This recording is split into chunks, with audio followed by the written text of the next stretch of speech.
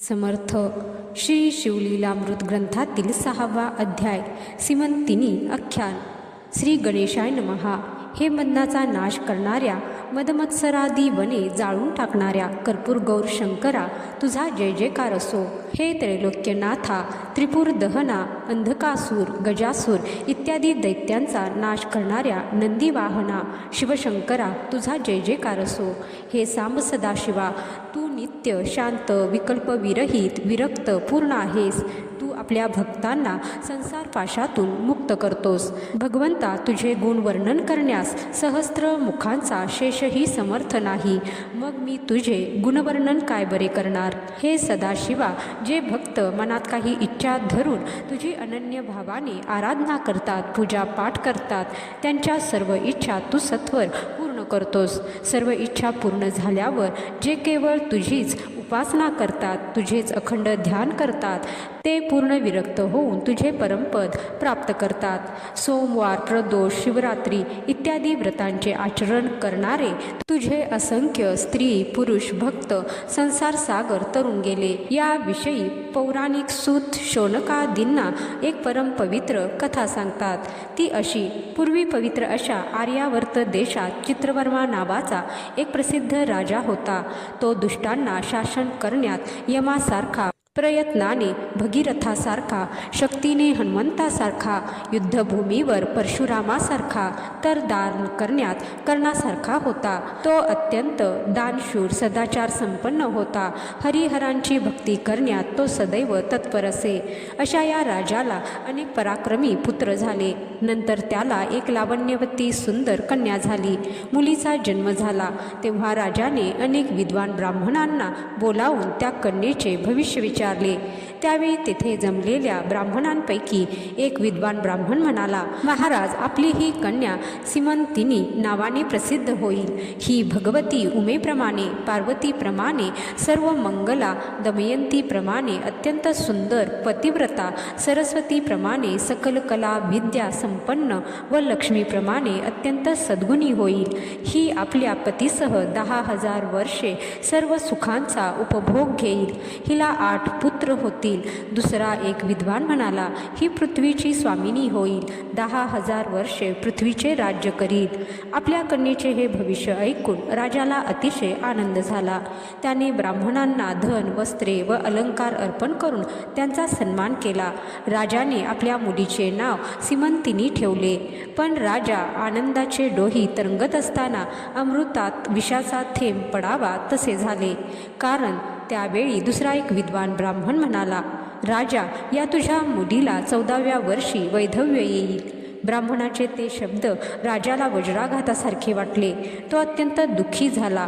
शेवटी दैवात असेल तसेच घडेल असाच विचार करून राजाने काळजी करण्याचे सोडून दिले.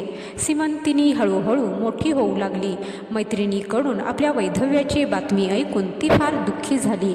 एके दिवशी सीमंतिनीने याज्ञवल्क्य ऋषींच्या पत्नीला मैत्रेयीला भेटून विचारले, मी आपणास शरण आले आहे. सौभाग्य वाढवण्यासाठी मी काय बरे करावे. तेव्हा मैत्रेयी म्हणाली, तू शिवपार्वतीला शरण जा. सोमवार व्रत कर. सोमवारी उपवासपूर्वक शिवपार्वतीचे मनोभावे पूजन कर. असे केल्याने तू सर्व आपत्तीतून, संकटातून मुक्त होशील. सोमवार व्रत करताना अनेक संकटे आली, क्लेश सहन करावे लागले तरी शिवपूजन सोडू नकोस, व्रत सोडू नकोस. त्यामुळे तू मोठ्या संकटातून तरून जाशील. मग मैत्रेयीच्या उपदेशानुसार सीमंतिनीने सोमवार व्रत घेऊन शिवपूजनाला प्रारंभ केला. निषद देशातील नल राजाला इंद्रसेन नावाचा मुलगा होता. त्याला चित्रानंद नावाचा एक मुलगा होता. तो साक्षात नळ राजासारखाच अत्यंत रुबाबदार, पराक्रमी होता. तो सीमंतिनीसाठी वर म्हणून निश्चित केला. विवाह निश्चित झाला तरी सीमंतिनीने आपले शिवव्रत चालूच ठेवले.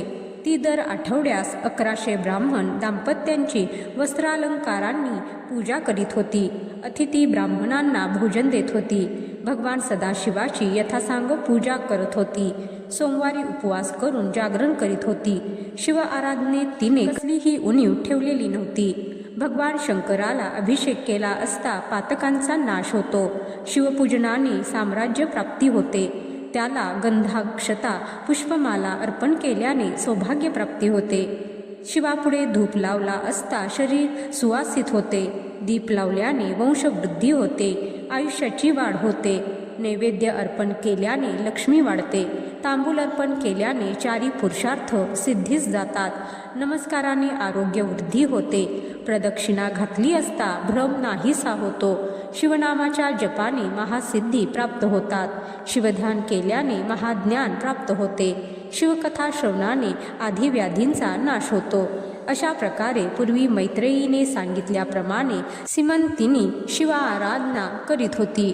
काही दिवसांनी सीमंतिनीचा चित्रांगदाशी मोठ्या थाटात विवाह झाला. चित्रवर्म्याने आपल्या मुलीच्या विवाहानिमित्त आपल्या जावयाला चित्रांगदाला अगणित भरजरी वस्त्रे, अलंकार, अश्वशाळा, गजशाळा, रत्नांचे खजिने, नृत्यशाळा आंदण म्हणून दिल्या. 4 दिवस विवाहाचा धूमधडाका चालू होता. राजाने अपार दान धर्म केला. ज्यांना जे हवे ते भरभरून दिले. सीमंतिनी आणि चित्रांगद यांचा लक्ष्मीनारायणासारखा जोडा पाहून राजा धन्य धन्य झाला. विवाह सोहळा संपल्यावर राजा इंद्रसेन आपल्या नगराला परत गेला. दुसरा दिवाळी सण जवळच आला होता, म्हणून चित्रवर्म्याने आपल्या जावयाला चित्रांगदाला व सीमंतिनीला आग्रहाने आपल्याकडे ठेवून घेतले. एक दिवस काय झाले, चित्रांगद आपल्याबरोबर काही सेवक व सेना घेऊन शिकारीसाठी वनात गेला. वनात शिकारीसाठी धावपळ करून तो खूप दमला. शरीरातून घामाच्या धारा वाहू लागल्या. सगळे शरीर उन्हाने तापले होते, म्हणून त्याने एक सुंदर नाव मागविली. आपल्या एका सेवकासह चित्रांगद नावेत बसला. यमुना नदीत नौका फिरू लागली. यमुना नदीत अथांग पाणी होते. चित्रांगद नौका विहार करीत असता अचानक चक्रीवादळ सुरू झाले. नाव डळमळू लागली आणि बघता बघता नाव यमुनेच्या डोहात चित्रांगदासह बुडाली. नावेसह चित्रांगद यमुनेत बुडालेला पाहून काठावरील लोकांनी आकांत केला. सगळेजण धावपळ करू लागले. सगळीकडे रडारड सुरू झाली. ही दुःखद वार्ता ऐकून चित्रवर्मा दुःखाने अगदी वेडा झाला. तो धावतच यमुनेच्या काठावर आला. दुःख असह्य झाल्याने तो बेशुद्ध पडला. सीमंतिनीला ही वार्ता कळताच ती दुःखाने आक्रोश करू लागली. जमिनीवर गडाबडा लोळू लागली. चित्रांगदाचा पिता इंद्रसेन आपल्या राणीसह तिथे आला. आपल्या सुनेची झालेली अवस्था त्याला पाहावेना. त्यावेळी सगळेजण दुःख सागरात अगदी बुडून गेले. सीमंतिनीने मोठ्या धैर्याने आपला शोक आवरला. ती आता विधवेचे जीवन जगू लागली. तिने सर्व सुखोपभोगांचा त्याग केला. मैत्रेयीने केलेल्या उपदेशाची तिला आठवण झाली. तशा दुःखद परिस्थितीतही तिने आपले शिवव्रत सोडले नाही. केवळ 14व्या वर्षी वैधव्य आलेली सीमंतिनी भगवान सदाशिवाच्या ध्यान चिंतनात गढून गेली. अशा परिस्थितीत 3 वर्ष गेली. सीमंतिनीचे शिवव्रत अखंड चालू होते. पुत्र शोकाने वेड्या झालेल्या इंद्रसेनाचे राज्य त्याच्या भाईबंधांनी हिरावून घेतले व इंद्रसेनाला त्याच्या राणीसह तुरुंगात टाकले. इकडे यमुनेच्या डोहात बुडालेला चित्रांगद खोल खाली गेला. तिथे पद्मिनी, हस्तिनी, चित्रिणी, शंखिनी इत्यादी नागस्त्रिया जलक्रीडा करीत असल्याचे त्याला दिसले. चित्रांगदाला पाहताच चकित झालेल्या त्यांनी त्याला पाताळात नेले. तिथे नागराज तक्षकाच्या अत्यंत भव्य मनोहर नगरात चित्रांगदाने प्रवेश केला. त्या नगरात तक्षकाचा रत्नखचित राजप्रासाद होता. तेथील अनेक महाल रत्नदीपांनी प्रकाशमान झालेले होते. सूर्यासारखा तेजस्वी तक्षक सभागृहात राजसिंहासनावर बसलेला होता. तो साक्षात इंद्रासारखा दिसत होता. चित्रांगदाने हात जोडून तक्षकाला वंदन केले. त्या मदनासारख्या रूपवान चित्रांगदाला पाहून तक्षकाने नागस्त्रियांना विचारले, हा कोण आहे? हा कुठून आला आहे? नागस्त्रिया म्हणाल्या, आम्हाला काहीच माहीत नसल्याने आम्ही याला आपल्याकडे आणले आहे. मग तक्षकाने चित्रांगदाला विचारले, तू कुणाचा पुत्र आहेस? तू कोण आहेस? तुझा देश कोणता? आणि तू इथे कसा काय आलास? चित्रांगद म्हणाला, पृथ्वीवर निषद नावाचा एक प्रसिद्ध देश आहे. तिथे नल नावाचा विख्यात राजा होऊन गेला.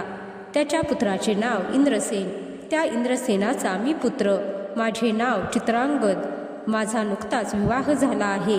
विवाह झाल्यावर मी काही दिवस सासूरवाडीला राहिलो. यमुनेच्या डोहात जलविहार करीत असता देवयोगाने मी नदीत बुडालो. मग या नागस्त्रियांनी मला येथे आणले. केवळ पूर्वजन्मीचे पुण्य म्हणूनच आज मला आपले दर्शन झाले. आपण अत्यंत प्रेमाने माझी विचारपूस केली, त्यामुळे मी कृतार्थ झालो, धन्य झालो. चित्रांगद असे बोलला असता तक्षक म्हणाला, राजपुत्रा घाबरू नकोस, धैर्य धर. आता तू मला सांग, तू कोणत्या देवतेची पूजा करतोस? चित्रांगद म्हणाला, उमापती भगवान सदाशिवाची मी नित्य पूजा करतो. भगवान सदाशिवाचे महात्म्य अगाध आहे. अवघ्या ब्रह्मांडाची रचना त्यानेच केलेली आहे. त्याचा तो एका क्षणात नाशही करू शकतो. भगवान सदाशिव आदिपुरुष आहेत. या शिवाच्याच मायेने त्रिगुणात्मक त्रयमूर्ती निर्माण झाल्या. ब्रह्मा, विष्णू व रुद्र या सदाशिवापासून निर्माण झाले. तो अवघे त्रैलोक्य व्यापून उरलेला आहे. अशा त्या शंकराचा मी उपासक आहे. सगळे देव त्या शंकराचे अवयव आहेत. अशा त्या शंकराचे गुणवर्णन मी कसे बरे करणार? चित्रांगदाच्या या उत्तराने तक्षकाला अतिशय आनंद झाला.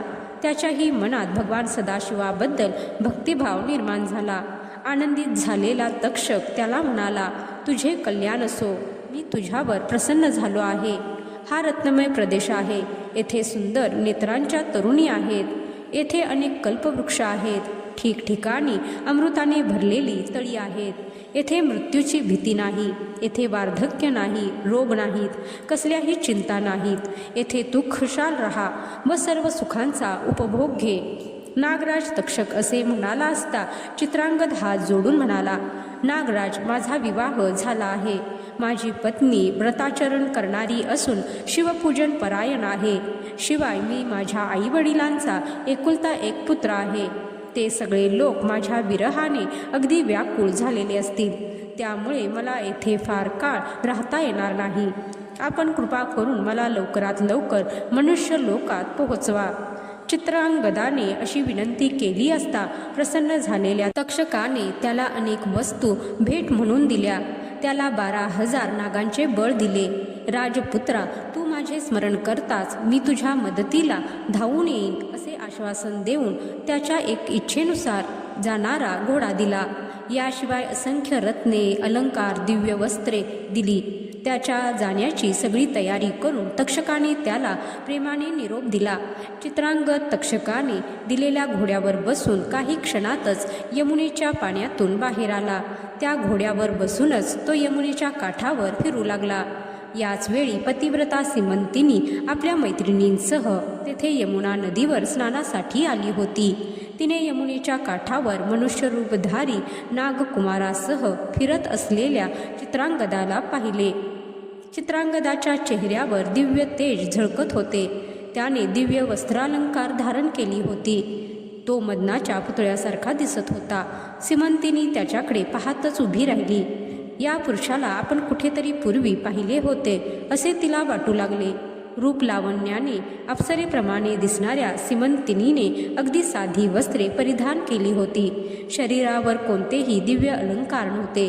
ती निराश, दुःखी दिसत होती. तिला पाहताच हिला मी कुठेतरी पाहिले आहे असे चित्रांगदाला वाटले. मग तो घोड्यावरून खाली उतरला. त्याने तिच्याजवळ जाऊन विचारले, तू कोण आहेस? तू कुणाची पत्नी? तू कुणाची कन्या आहेस? लज्जित झालेली सीमंतिनी स्वतः काहीच बोलली नाही. तेव्हा तिच्या मैत्रिणी म्हणाल्या, हिचे नाव सीमंतिनी आहे. ती निषधराज इंद्रसेनाची सून आहे. युवराज चित्रांगदाची ही पत्नी आहे. हिच्या वडिलांचे नाव चित्रवर्मा. दुर्दैवाने हिचा पती येथेच पाण्यात बुडाला. वैधव्य दुःखाने ती अगदी वाळून चालली आहे. आज 3 वर्षे ही वैधव्याचे दुःख भोगीत आहे. आज सोमवार असल्याने ही येथे यमुनेत स्नान करण्यासाठी आली आहे. हिच्या सासऱ्याचे राज्य शत्रूंनी हिरावून घेतले आहे. तो राजा आता आपल्या पत्नीसह तुरुंगात आहे. इतकी संकटे आली असतानाही ही राजकन्या दर सोमवारी अत्यंत भक्तिभावाने शिवपार्वतीचे पूजन करीत असते. मग सीमंतिनीने स्वतः चित्रांगदाला विचारले, आपण कोण आहात? आपल्याबरोबर असलेले हे 2 पुरुष कोण आहेत? आपल्याला मी पूर्वी कधीतरी पाहिल्यासारखे वाटते. आपण मला स्वजनासारखे वाटत आहात. असे बोलून ती सीमंतिनी रडू लागली. आपल्या प्रिय पत्नीची ही दीन अवस्था पाहून चित्रांगद शोकाकुल झाला. काही क्षण तो अगदी गप्प बसला. सीमंतिनी त्याच्याकडे निरखून पाहत होती. त्याचा आवाज, रूप इत्यादी सगळी लक्षणे पाहून तिची मनोमन खात्री पटली की हा नक्कीच माझा पती आहे, कारण माझे अंतःकरण अधीर होऊन त्याच्यावर अनुरक्त झाले आहे. परंतु मरण पावलेल्या पतीचे दर्शन होण्या इतके का माझे भाग्य मोठे आहे? हे स्वप्न आहे की भास आहे? मैत्रिणीने मला पूर्वी सांगितलेले होते, मोठ्या आपत्तीत सुद्धा शिवव्रत सोडायचे नाही. त्याचे तर हे फळ नसेल ना? एका ब्राह्मणाने मला 10,000 वर्ष सौभाग्य मिळेल असे सांगितले होते. त्या ब्राह्मणाचे वचन नक्कीच खरे ठरणार. हे सगळे ईश्वराशिवाय कोण बरे जाणेल? मला तर रोज मंगलसूचक शुभ शकून दिसतात. भगवान सदाशिव प्रसन्न झाले असता मनुष्याला अप्राप्य असे काय बरे आहे? असा विचार करता करता तिचा सगळा संदेह दूर झाला. मग ती लज्जित होऊन खाली पाहू लागली. राजकुमार चित्रांगद तिला म्हणाला, कल्याणी, तुझ्या पतीच्या दुःखी माता पित्यांना हे सगळं सांगण्यासाठी मी जातो. तुझे कल्याण असो, तुझा पती तुला लवकरच मिळेल. असे सांगून चित्रांगद घोड्यावर स्वार झाला व आपल्या दोन्ही साथीदारांसह आपल्या राज्यात गेला. तेथे नगरोद्यानात त्याने मुक्काम केला. मग त्याने दोन्ही नागराज पुत्रांना राजसिंहासनावर बसलेल्या आपल्या भाईबंधांकडे पाठविले. नागकुमार राजवाड्यात जाऊन सर्वांना म्हणाले, तुम्ही बऱ्या बोलाने इंद्रसेनाला कारागृहातून ताबडतोब मुक्त करा व राजसिंहासनाचा त्याग करून निघून जा. इंद्रसेनाचा पुत्र चित्रांगद पाताळलोकातून आला आहे. तुम्ही जर चाल ढकल केली तर चित्रांगद तुम्हाला जिवंत सोडणार नाही. तो यमुनेत बुडाल्यानंतर नागराज तक्षकाकडे गेला होता. तेथून तो तक्षकाची मदत घेऊन येथे परत आला आहे. नागकुमारांचे हे बोलणे ऐकताच भयभीत झालेल्या शत्रूंनी त्यांची आज्ञा शिरसावंद्य मांडली. त्यांनी इंद्रसेनाला कारागृहातून मुक्त करून त्यांना पुत्र चित्रांगद परत आल्याची बातमी सांगितली. त्याचे सिंहासन त्याला परत दिले. त्या भाईबंधांचा भीतीने अगदी थरकाप उडाला होता. आपला पुत्र परत आल्याचे ऐकताच इंद्रसेन आनंदाने अगदी वेडा झाला. राणीची अवस्था तशीच झाली. ही बातमी सगळीकडे पसरली. राज्यात सगळीकडे आनंदोत्सव सुरू झाला. मग सर्व नागरिकांनी, वृद्ध मंत्र्यांनी, पुरोहितांनी पुढे जाऊन चित्रांगदाचे मोठ्या प्रेमाने स्वागत केले. चित्रांगदाने आपल्या राजवाड्यात प्रवेश केला व आपल्या आईवडिलांना भेटून त्यांना वंदन केले. त्यांनी चित्रांगदाला प्रेमाने पोटाशी धरले. चित्रांगदाने सर्व नागरिकांचा, पुरोहितांचा सन्मान केला. आपल्या वडिलांना पहिल्यापासूनची हकीकत सांगितली. आपली नागराज तक्षकाशी मैत्री झाल्याचेही सांगितले. ही सगळी हकीकत ऐकून इंद्रसेनाला जो आनंद झाला तो कोणत्या शब्दात वर्णावा. आपल्या सुनेने भगवान सदाशिवाची आराधना करून आपले सौभाग्य परत मिळविले याबद्दल त्याची खात्रीच पटली. इंद्रसेनाने ही मंगलवार्ता चित्रवर्म्याला कळविण्यासाठी ताबडतोब दूत पाठविले. दूतांनी आणलेली ही अमृतासारखी वार्ता ऐकून चित्रवर्मा आनंद सागरात बुडून गेला. त्याने ही शुभवार्ता घेऊन आपल्या दूतांना अनेक वस्त्रालंकाराच्या भेटी दिल्या. त्याने सीमंतिनीला ही बातमी सांगितली. आनंदित झालेल्या तिने वैधव्य चिन्हांचा त्याग केला. सौभाग्य लेणी परिधान केली. दिव्य वस्त्रालंकारांनी ती सजली, नटली. तिने मंगलसूत्र धारण केले. कपाळी सौभाग्याचा कुंकुम तिलक लावला. ही वार्ता नगरात, राज्यात पसरली. त्या राज्यात जणू दिवाळीच सुरू झाली. सगळे नगर शृंगारले. नागरिकांनी सीमंतिनीचा जय जयकार केला. राजाने हत्तीवरून साखर वाटली. सर्वत्र मंगलवाद्ये वाजू लागली. राजाने दानधर्मासाठी आपले सगळे खजिने खुले केले. त्या नगरात खरोखर सुखाचा, आनंदाचा महापूर आला. लोकांचे डोळे आनंदाश्रूंनी भरून गेले. चित्रांगद आपल्या आईवडिलांसह चित्रवर्म्याच्या नगराला सासूरवाडीला आला. राजाने आपल्या जावयाचे, चित्रांगदाचे अत्यंत प्रेमाने स्वागत केले.